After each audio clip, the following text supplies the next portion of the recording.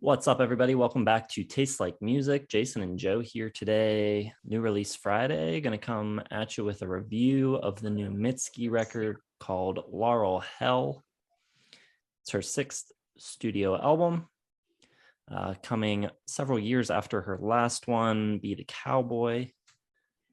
She took a bit of a hiatus, although it ended up being pretty much like a normal length album cycle for a lot of artists. I mean, tons of people take that long to put out records. So didn't end up being as long as maybe she had even planned, but she is back. What do you think? Well, I like this album a lot, and I guess I've been sleeping on Mitski a little bit too much. I remember not liking Be the Cowboy that much. I know it got tons of critical acclaim in 2018 when it came out. And I don't know, something about it just didn't connect then. But I listened to this one, Laurel Hell, a couple times, and I went back and listened to Be the Cowboy just to get a little context. And I liked it a lot more now. So maybe, I don't know, I've just grown as a person, changed my music taste a little bit. But Laurel Hell, anyway, I think is great. I love the sound of it. I think the production's fantastic. It's right in my wheelhouse. It fits in kind of with the female singer-songwriter sort of 80s. You got like Snail Mail with Valentine last year. And that kind of sound right now, definitely big. So I don't think it's breaking new ground or anything.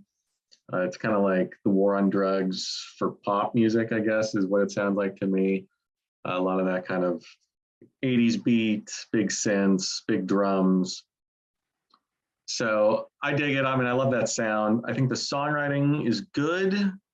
Probably not. I think that's kind of what a couple of critics are saying. Maybe the songwriting isn't as sharp lyrically. A little less edgy maybe on this one, but I think music-wise and sonically, I really like it. So I'm impressed with this one from Mitski. Yeah, I enjoyed it too. If anyone's not familiar with Mitski, the story behind this is basically after the Be the Cowboy cycle and putting that album out and touring, she was just felt burned out. So she was like, I'm out. I am taking a long hiatus from the music business. And then basically as soon as she did that, she had regret, and she was like, oh God, what have I done? This career that I worked so long to build up, and now I'm just like walking away from it. What am I doing? I want to still create things and make music. So she ended up working on this record over the last 3 years or so, and some of this record kind of deals with that and that feeling of, you know, wanting to detach and but also still wanting to be a creative person and finding the balance. I think that sort of theme is most apparent on the second track on the record, Working for the Knife. The record, I think you compared it to like Snail Mail, and on the Patreon Discord, some people were kind of talking about her in the sense of like other female singer-songwriters like Phoebe Bridgers and Lucy Dacus. I think the most analogous comparison is probably like Japanese Breakfast, because it has that really lush production, and like Japanese Breakfast did on Jubilee, kind of taking a step towards the 80s sound. There's a bit of that here on about half the tracks, really. There's got a really like synthy dance sort of vibe. The other half of the tracks here are a bit more dark, a little brooding. They still sort of have that synthy sound with like synth beds underneath. But I think there's a real contrast between like the two types of tracks on this record. And that leaves it feeling a little disjointed for me. There's like, I don't know, a little push and pull. Maybe on repeated listens, it'll sort of make a little more cohesive sense. But I think the songs on their own are very good. So yeah, I'm at like 4 stars on it. I think it's a very good record, but I don't think it's quite great. Yeah, I'm giving it 4 stars, and it's, you know, in the middle of the 4-star range for me. Listen to it a bunch. Japanese Breakfast, that is the perfect analogy, especially I think maybe like Be Good, Paprika, maybe the front half of that one.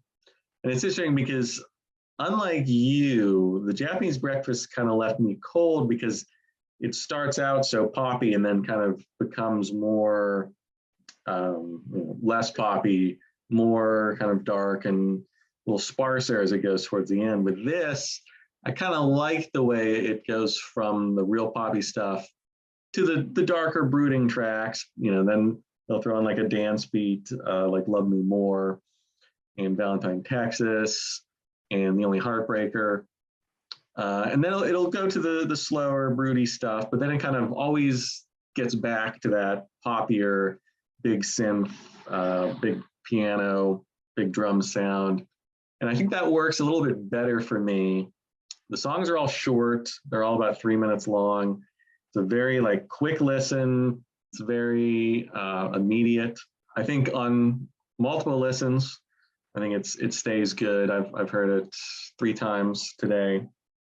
And each time, I thought maybe it'd be one of those records where after the like initial shock of all the sugary pop 80s stuff, it might decrease, but the third time through, still thought it was great, still liked it. So I'm digging this one from Mitski, and it makes me definitely want to go back and explore her back catalog. I know it's not quite like this, but I think I'll enjoy it a lot more than I did in 2018 when I attempted Be the Cowboy. Yeah, my sense early on is that it will be a bit of a grower, because I feel like the upbeat tracks just like were immediate, enjoyed them right away. And I feel like the darker tracks are going to get to that same level of enjoyment with more listening. But there is a lot of really good variety on here. Love Me More, one of the more like blissed out synth tracks. The arpeggio thing going on in the background kind of reminded me of Maniac by Michael Sembello. It's got that kind of thing happening. You've also got Should Have Been Me, which is kind of a different 80s sound. It's got a little bit of like a Man Eater, Hall & Oates type of vibe. That's Our Lamp, the album closer. It's kind of a strange closing track, kind of a big anthemic type of thing with the blaring trumpet about her relationship dissolving. Kind of a weird way to close out the record, but very cool. I enjoyed it. Yeah, I think there's a lot here to like. I gotta say, my favorite thing probably, and I noticed it a whole bunch, just how good the piano and the synths sound. Like they are really well done. They sound fantastic. A lot of variety in the sounds.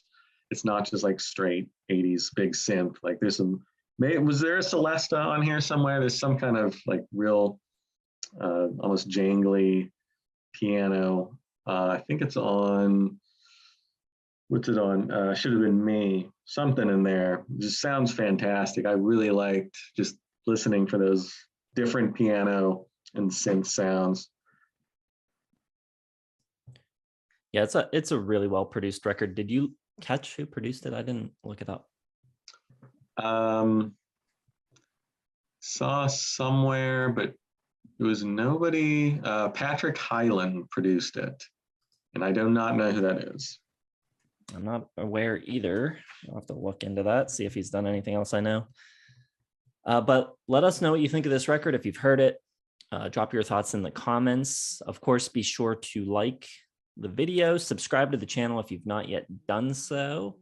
Hit the bell for notifications. Check out our Patreon, Facebook, Twitter, Instagram, merch, website. All that stuff's in the description. Check it out, and we'll see you in the next one.